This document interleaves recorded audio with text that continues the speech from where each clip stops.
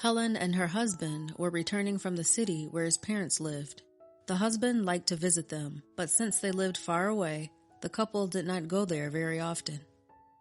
Benjamin went out to pay for gasoline at a gas station, and Helen sat in the car and looked out the window, watching the raindrops slowly sliding down the glass. The woman was very sad at the thought that she and her husband had been living together for 25 years, but recently their relationship had become much worse.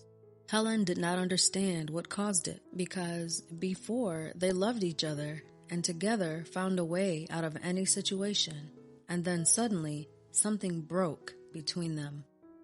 The woman remembered the person Benjamin had been before, a jolly, kind, reliable, and always ready to help. Now she saw a sullen, serious, and almost alien person in front of her. Perhaps the reason was a change of her husband's job. When Benjamin was promoted to a senior position, his work took up a lot of time and the family gradually faded into the background. Helen never resented her husband because he dreamed of a promotion so that his family did not need anything. But in her heart, she was anxious. But paradoxically, money did not bring the happiness she and her husband had when he was a junior manager. The only thing that made Helen happy was that she and Benjamin had raised two beautiful daughters, Angela and Molly. Angela was already a student and lived in another state, while Molly went abroad for an internship a few years ago, married a man, and was expecting her first child. Except for her husband's cool attitude, a better life couldn't have been wished for. Benjamin returned to the car and interrupted her memories. Irritated, he slammed the door, and they drove away in the direction of the house. Helen again stared out the window and sunk into her thoughts. She had been a housewife all her married life, taking care of the house and a husband and raising her daughters. Benjamin believed that his wife should not work, and therefore always fully provided for her. But lately, when their relationship soured, the woman had almost no money of her own. They went shopping together, and it was always her husband who paid for it. Helen could not remember the last time she bought something for herself. Her best friend, Nora, repeatedly advised her to find at least a part-time job, but her husband was adamantly against it. Helen felt that Benjamin was afraid to stay without the comfort of home, because if she went to work, the house would not be so clean, and in the evening, a delicious dinner would not be waiting for him. She often offered him the option of finding a small part-time job so she could do everything, but the result was the same. The husband usually became angry and forbade her to talk about it. And now, under the influence of her memories and pangs of longing, the woman decided to talk about it again. "Benjamin, let's talk. I know you don't like the idea, but I have to go to work," calmly said Helen. "Are you starting it again? What's wrong with you at home? If you need money, tell me how much, and I'll give it to you right away," got angry Benjamin. "I do not want to constantly ask and remind that I also need to dress, buy makeup, or be able to go with friends to a cafe. I want to earn my own," firmly said Helen. "But I do not want everyone to say that the wife of such a successful man like me is working a low-paying job. Who cares about that now? These aren't the times," Helen tried to object. But Benjamin drove silently, making it clear that the conversation was over. They drove the rest of the way in silence. When they arrived home, the scandal erupted with renewed vigor. "Look, your best friend's wife works as a salesman," Helen gave an example. "Are you crazy? You don't appreciate anything. Think about it. There are many women who want your place. Everyone just wants to sit at home and do nothing." "Are you saying I do nothing? I've been running around this house like a horse all morning, picking up your socks, doing laundry, cooking, dusting. I have too much to do around the house, and I'm tired of being just a housewife. I miss socializing with people. I'm glad to go to the store because there I can talk to somebody." "I told you everything. If you go to work, I'll divorce you immediately. Stop bringing up this topic. I'm fed up already, honestly." Benjamin looked at his wife menacingly one more time and then left the dining room. Left alone, Helen was thinking tiredly again. She already doubted whether her husband really loved her, whether there was anything left of his former feelings. Their wedding anniversary was approaching, and Helen wanted to celebrate the occasion in a restaurant, but Benjamin decided otherwise.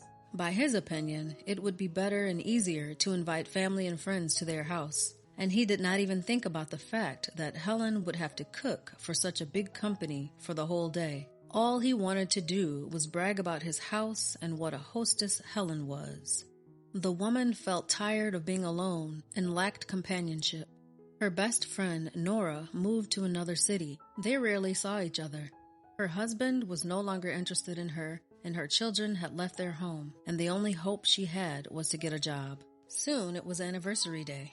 Their daughters came to celebrate. The eldest was with her husband, and the youngest with her boyfriend. Helen was happy that at least for a few days she could forget about her loneliness. The woman chatted cheerfully with her daughters in the kitchen as they prepared the celebratory dinner and listened with interest to how busy their lives had been. But the daughters could not help but notice that the mother was troubled.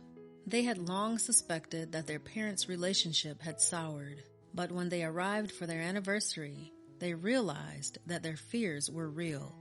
"Mom, what's going on with you and Dad?" Angela asked excitedly. "What are you talking about, honey? We're fine," Helen said quietly, trying to remain calm. "Are you sure? I think there's something you're not telling me." "If you won't tell me, I'll talk to Daddy," Helen protested. But it was difficult to change Angela's mind. She was determined to talk to her father about the situation because she believed that her mother did not deserve such treatment. Benjamin, on the other hand, was reverent toward his daughters and diligently portrayed himself as a caring husband. He constantly hugged his wife, showered compliments, and even gave her a huge bouquet of flowers. Helen was happy. She thought that her husband was influenced by the conversation with his daughter and that now everything would be fine. But when the daughters left, Helen's happiness melted away without a trace. The woman realized that it was just a play and that they would never be like before. Benjamin returned to his usual frame of mind, and the expression on his face did not bode well for her. "Why are you telling our girls about our relationship? Are you trying to turn them against me?" said the man angrily. "I didn't tell them anything. Angela guessed it herself, that you and I have difficulties," said Helen confusedly. "Never dare to say anything bad to them about me. You're always making me uncomfortable." Helen was upset, and Benjamin rose abruptly from the sofa and, slamming the door, left the house. He returned toward nightfall. The couple did not speak, and in silence went to their rooms. Helen could not sleep and kept thinking about what to do and how they would live together. They would never be able to become a couple again, but divorce really frightened her because then she would be all alone, and the woman had no idea what she would do then. Because she still had feelings for Benjamin, she decided to try a last attempt to restore at least some kind of peace between them. But no matter how much she cared about Benjamin, he only responded with aggression, gradually distanced himself completely, and even stopped coming home. Helen slipped further and further into the abyss of loneliness. One day while shopping, she overheard a conversation between two cashiers that changed her life dramatically. One of the women was telling her that her acquaintance had opened a new hotel downtown, and now she was looking for maids. Helen suddenly realized that this was her chance to try to change something in her life. She timidly apologized for inadvertently overhearing the conversation, said she was just looking for work, and asked for the number of the hotel manager. After receiving the required number, Helen thanked the woman and went out into the street. Her heart was beating frantically, and she could not believe that she was going to go against the will of her husband. To avoid unnecessary scandals, Helen decided not to say anything to him, though even the thought of deceit disgusted her. But there was no other way out. In order not to change her mind, the woman immediately called from the car and arranged a meeting at the hotel tomorrow. to discuss all questions of her employment. The hotel hostess said goodbye, and Helen stood for some time, happily smiling. She was overwhelmed with emotion. At last, something would change in her life. In the morning, she was afraid that her plans might be ruined, but her boss, Veronica, turned out to be a wonderful woman, and Helen's fears vanished from the heart. Veronica told the woman all the details of the work, the rate of pay, and the rules of conduct with the guests. Helen nodded happily and immediately went to work. At first, it was unusual and difficult, but then the woman managed, as she had planned, to do all the work and take care of the house. And it was easy to keep the secret, because her husband paid little attention to her and could not notice changes in her behavior and mood. Meanwhile, Helen's mood improved considerably. The woman enjoyed her life to the fullest. She liked her work, her salary was paid weekly, and her co-workers were wonderful. Several wonderful months passed that way. The woman was so happy that even her husband's rude attitude did not upset her anymore. On one of her weekends, when her husband left on another business trip, Helen decided to devote a day to herself and go shopping, then cook something delicious. But when she returned from shopping, her boss asked her to relieve her colleague who had fallen ill. Helen saw no problem and agreed. After a while, Helen received a complaint from one of the rooms she handled. Guests complained about dust in the room and the lack of drinks in the minibar. The woman rushed to fix the problems.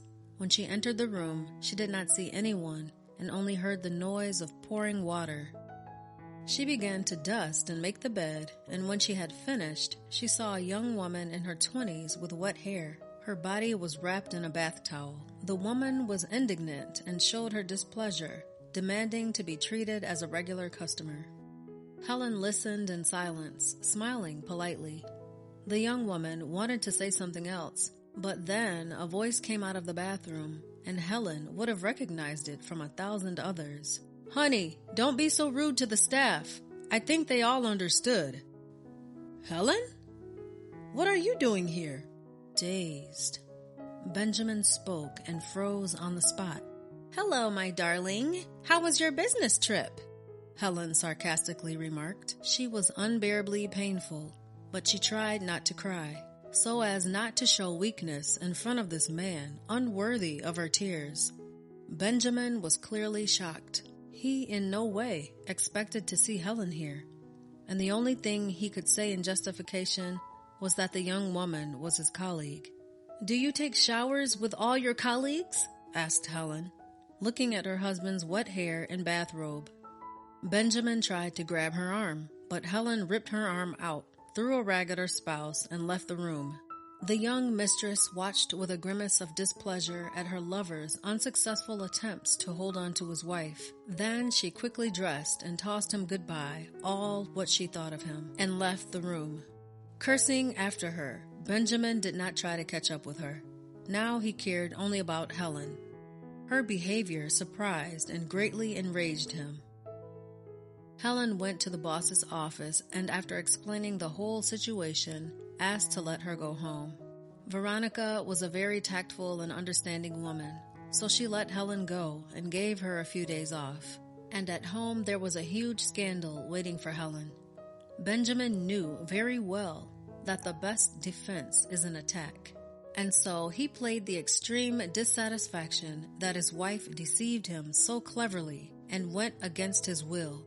Helen, on the other hand, in a crystal calm rage, reproached her husband for adultery, and even with a woman younger than their daughter. "Benjamin, we're getting a divorce," the woman said firmly, finally. "Who needs you? Don't make me laugh. You'll stay alone and beg me to come back," Benjamin yelled angrily. "I'll be fine. You'll see." Benjamin, having calmed down a little, tried to appeal to Helen's mind, and even promised to improve their relationship, not yet believing that his wife was capable of leaving him. He had almost begged Helen and assured her that he did not need anyone but her, but the woman was adamant. Soon the couple divorced. They exchanged the house they had built together in the hope that it would become a cozy family home for them, and Helen got her own separate apartment. Sometimes Benjamin made attempts to reconcile with his ex-wife, but Helen hated even seeing him, much less talking to him. He finally realized that he would never meet a better woman, but it was already too late. Sometimes Helen shared her worries over the phone with her friend Nora, the one who had moved to another city several years before. Nora was always trying to support her, and one day she had a wonderful idea. In her city, she unexpectedly met their classmate Paul, who had also recently divorced, and she decided that he and Helen should meet again. They had been friends once when they were young, but then their paths parted. Nora invited a friend to come and visit her, and Helen, who was just on vacation, agreed. Nora did not let the woman get bored, and one day arranged for a meeting between Helen and Paul. Helen did not immediately recognize this handsome, positive person as a friend of her youth. They quickly found a common language, and Helen couldn't help noticing to herself that Paul's age suits him extremely well, and that he hadn't changed at all in his soul. Soon, Helen and Paul realized that they were strongly attracted to each other. Back in his youth, he had been in love with her and even wanted to open his feelings to her, but when he heard that she was getting married, he decided to disappear from her life. And now, a quarter of a century later, he had a new chance to conquer this beautiful woman. Helen hesitated at first to reciprocate Paul's feelings. After a brief visit, she left, but she kept thinking about him. She was both sad that she had not stayed with Paul, and at the same time ashamed that she had moved so quickly away from the separation with her husband, fearing the condemnation of her daughters and friends. But daughters were on her side and advised not to think what people say and just try to be happy. Meanwhile, Paul was not going to give up. He came to Helen to convince her to give him a chance. The woman could not refuse him, and she had never regretted it. She felt like a beloved woman again, and she responded to Paul in the same way. Soon they got married, inviting only the closest people to the wedding. Helen was happy to have found a man with whom she was ready to go through life together.